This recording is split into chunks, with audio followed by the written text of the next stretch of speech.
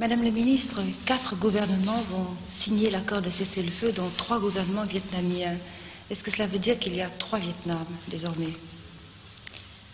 Vous savez que le Vietnam est un depuis des siècles. Et cette vérité reste pour toujours. Mais nous avons une situation particulière qui nous fait que, pour le moment, le Sud-Vietnam n'est pas encore unifié au nord et qu'au Sud-Vietnam, il y a 2 administrations. C'est pourquoi l'accord doit refléter cette situation réelle. Et on annonce pourtant que le GRP va avoir une capitale. C'est déjà une démarcation importante. Mais vous savez que nous avons toujours une zone libérée dans laquelle notre gouvernement exerce son rôle. Maintenant, je crois que la question est de rendre public le lieu où se trouve notre gouvernement. Et nous le ferons une fois le cessez-le-feu décrété.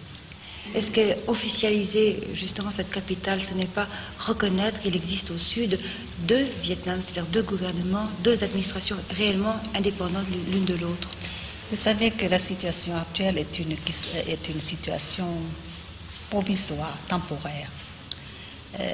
Nous devons nous acheminer vers des élections libres et démocratiques au Sud-Vietnam pour déterminer du régime du Sud-Vietnam. Et à ce moment-là, nous aurons un seul gouvernement. Justement, comment voyez-vous les élections? Comment les concevez-vous maintenant? Vous savez, dans l'accord, on a parlé des élections générales, mais nous n'avons pas encore précisé qu'est-ce qu'on va élire. Cette question sera discutée et réglée entre les 2 parties du Sud-Vietnam.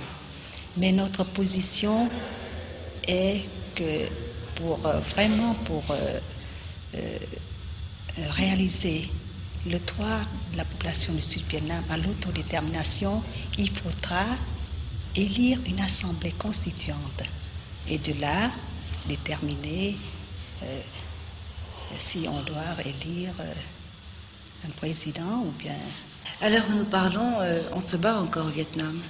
Oui, en ce moment on se bat encore parce que l'accord n'est pas encore signé et le cessez-le-feu n'est pas encore exécuté. Le grand espoir, eh bien, je pense que l'accord de paix que nous allons signer répond aux aspirations profondes de notre peuple et aussi répond, répond aux espoirs du GRP.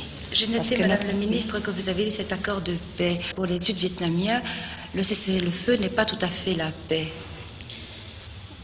Pour nous, le cessez-le-feu, c'est une chose très importante, mais dans l'accord, il n'y a pas seulement le cessez-le-feu, il y a autre chose.